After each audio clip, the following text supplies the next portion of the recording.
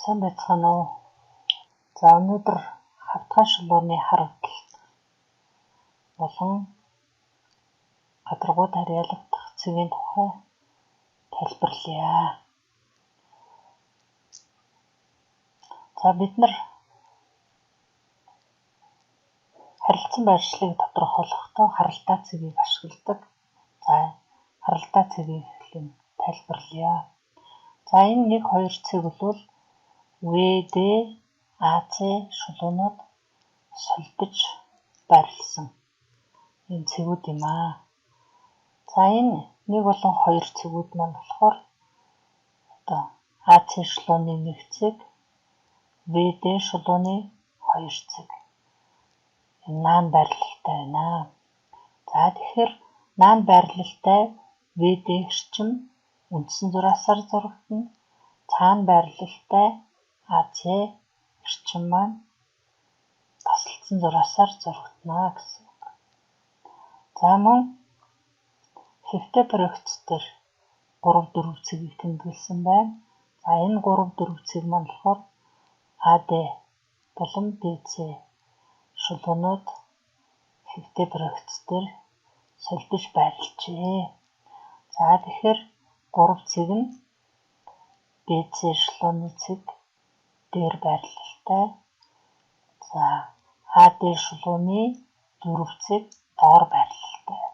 За тэгэхээр дээр байрлалтай БЦ шулуу маань үндсэн зураасаар зурагдах бол доор байрлалтай АД эрчим маань тасалдсан зураасаар зурагдана гэсэн үг. За мөн энэ бодлогоо дахин өөр жишээн дээр тайлбарлахыг хичээе. За энд БЦ эрчим нүүрний проекц дээр АЦД энэ талс болон АБД талсын дээр байрлалтай байна. Дээр байрлалтай. За тэгэхээр дээр байрлалтай БЦ эрчим маань үндсэн зураасаар зурагдана гэсэн үг.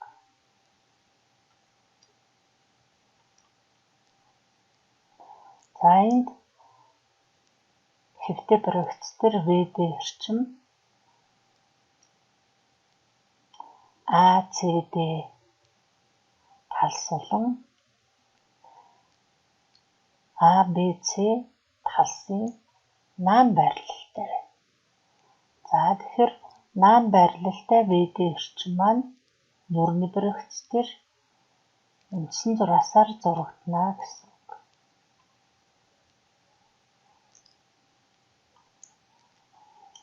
За энд нүүрний проекц дээр АД эрчим маань болохоор АБЦ талс болон БЦД талсын доор байрлалтай. Доор байрлалтай учраас хэвтэй проекц дээрээ АД эрчим маань тасалдсан зураасаар зурагдана. Далд зураасаар зурагдана гэсэн үг.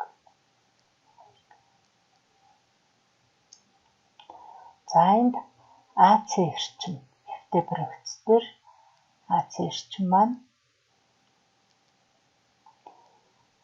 за энэ БЦД талс. За мөн АБД талсын цаана байрлалтай. За тэгэхээр нүүрний проекц дээр цаана байрлалтай АЦ эрчим маань тасалдсан зураасаар зурагдах нэ. За ийм маягаар харагдах байдлыг тодорхойлж болох нэ. За дахин нэг жишээн дээр тайлбарлая. За тэгэхээр энэ соройтой гурвалжин суурьтай пирамид өгөгдөжээ. За суурийн цэгүүд нь 1, 2, 3.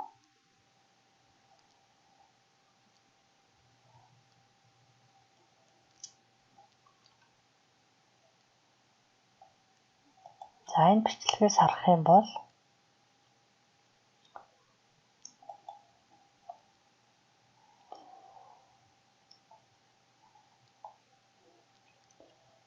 нэг 3 S талс маань тийм ээ нүрний бревцтэр 1 3 S талс маань бусад 3 талсын наан байрлалтай байна. Өөрөөр хэлбэл хоёр цэг маань даалд харагдчихна гэсэн. Цаана харагдчихна. За энэ хэвтэй бревцээс харахад цаана гэдэг нь харагдчихна. За тэгэхээр хоёр гэдэг цэг маань цаана харагдаж байгаа учраас хоёр цэгээс гарсан ирмгүүдийг тасалдсан зураасаар зурах нэ. За мөн нөгөө талаас одоо хэвтэй бревц дээр 2S ирмэг 1S ирмгийн аль нь талд харагдах вэ гэдгийг за энэ дүрс зургаас харах юм бол тийм ээ тухайн 2 1S талс за мөн 1 3S талс маань тухайн 2 3 гэсэн ирмгийн дээгүүр байрлалтай байна. Өөрөөр хэлбэл 2 3 гэсэн ирмэг маань тасалдсан зураасаар зурагдах нэ.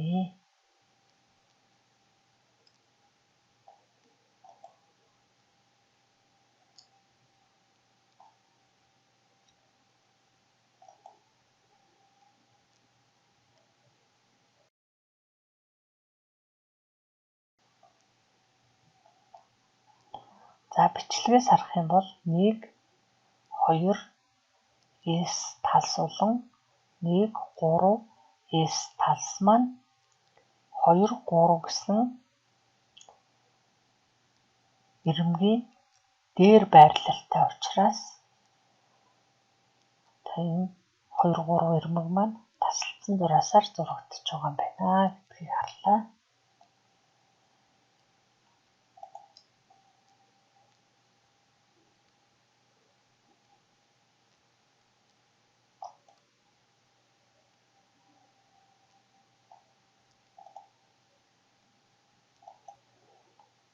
За тэгэхээр энд нэг болон S ирмэг дээр байрлах цэцэг. За тэгэхээр тухайн цэцэг маань ирмэгийн цэг учраас тухайн ирмэг дээрээ гарнаа. За энэ маань мэдээж проекц дээр бол яах нь шууд проекцийн холбоогоор цэцгийн хэвтэй проекцийг байгуулж болох нэ. За B цэгийн тухайд B цэгийн хэвтэй проекц өгсөн байгаа 2S ирмэгийн цэг. За тэгэхээр 2S ирмэгийн цэг одоо энэ цаана тухайн 1 3S талсын цаана байрлалтай энэ B цэг маань. За тэгэхээр B цэгийн нүрний проекц даалд ирмэг дээр оршиж байгаа учраас даалд харагдана гэдэг. За мөн л проекцийн холбоогоор B цэгийн нүрний проекцийг даалд гэдгийг проекцийн холбоогоор байгуулж болох нэ. За А цэгийн тухайд А цэг маань талсын цэг. Өөрөөр хэлбэл хавтгайн цэг учраас хавтгайд харьяалагдах шулууны нөхцлөөр тодорхойлно. Өөрөөр хэлбэл тухайн 1 3 S гэсэн талс дээрээ байгуулагч шулуун татна. Тухайн байгуулагч шулууны суурийн цэгийг тэмдэглэн хэвтэй проекц дээр байгуулалтаа хийгээд нүрний проекц дээр байгуулалт нь гарч ирэх нэ. За цэгийн нөгөө проекцийг байгуулахын тулд S оройгоос А цэгийг дарсан байгуулагчийг татна. За хавтгайд харьяалагдах цэгийн нөхцлөөр хавтгайн шулуунд орших цэг тухайн хавтгайд оршино. За тэгэхээр N цэгийн нүүрний проекцийг байгуулахын тулд 4 цэгийг 1-3 шулуун дээр тэмдэглээд 4S шулууныг холбосноор тухайн хавтгайд харьяалагдах шулууныг байгууллаа. За ингэснээр А цэгийн нүүрний проекц маань тухайн хавтгайд харьяалагдах шулуун дээр холдноо.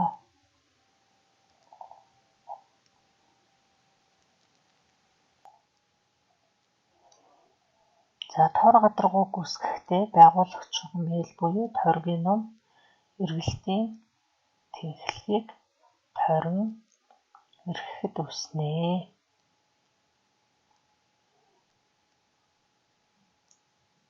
За тойргийн номын хэсэг маань эргэлтийн тэнхлэгийг тойрон эргэснээр тоор буюу тороид гадаргуу ингэж үүсгэнэ.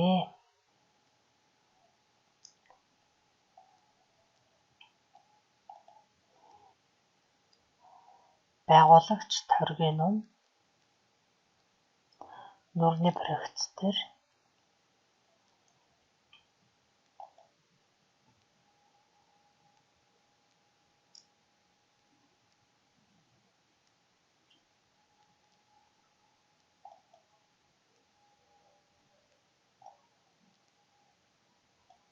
за энэ байгуулагч тойргийн ном маань хэвтэ проекц дээр шулуун болж дүрслэгдэнэ.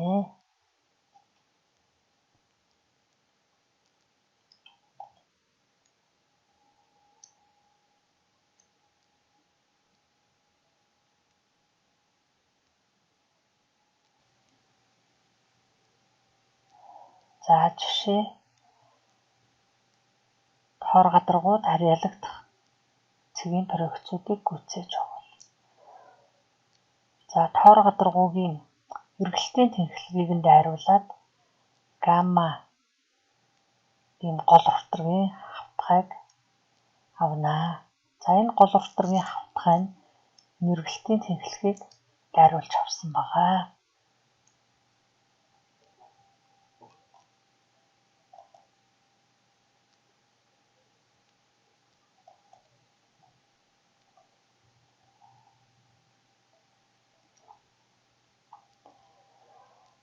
За гол уртрагийн гамма хавтгай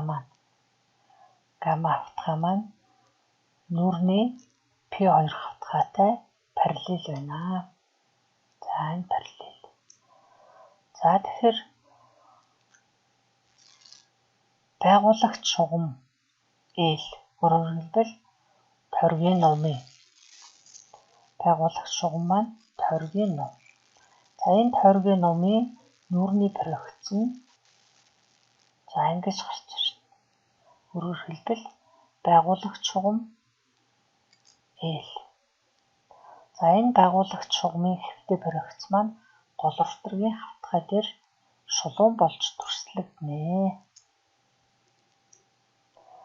За тэгэхээр С цэгийн хэвтэ проекц маань проекцийн холбооны шулууныг татна гол уртрагийн хавтгай дээр гарч ирнэ.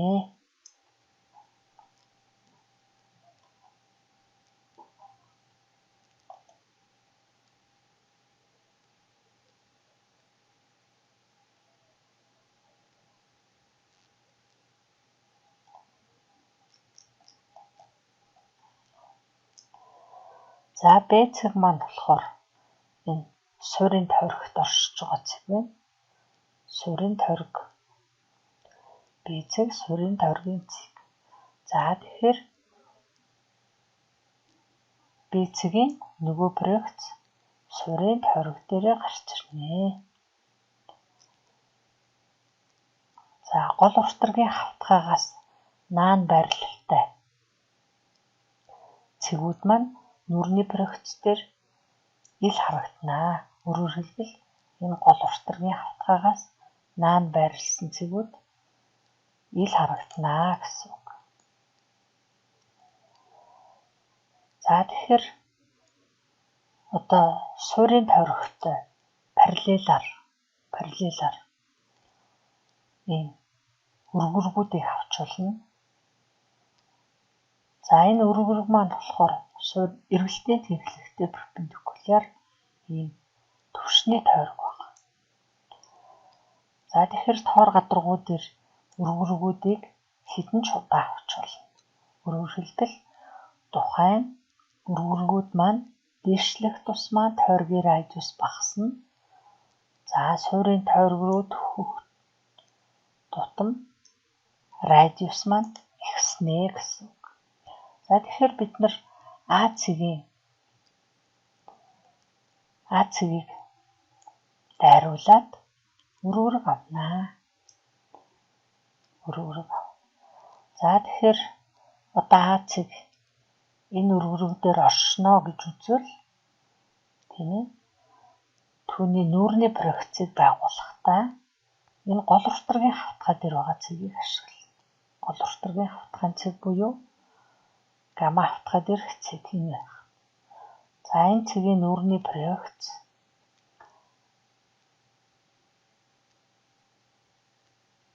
уртраг дээрээ гарч ирнэ. За энэ уртрагаас эргэлтийн тэнхлэгт нь перпендикуляр татнаа. За энэ маань бол тухайн өргөргийн нүүрний проекц. Одоо өргөрг маань шулуун болж төрслөгдөж байна гэсэн үг. За цэгийн нүүрний проекц далд. За энэ далд байна гэдэг маань гол уртрагийн хавтгайгаас цаана байрлалтай учраас А цэгийн нүүрний проекц далд гэж тэмдэглэжээ. Өргөрхөлдөл одоо энэ гол уртрагийн хавтгайгаас цаана байрлалтай байна.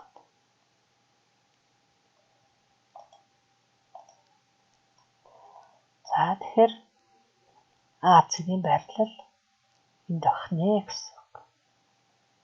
За ингээд анхаарал хандуулсан явдалд баярлалаа.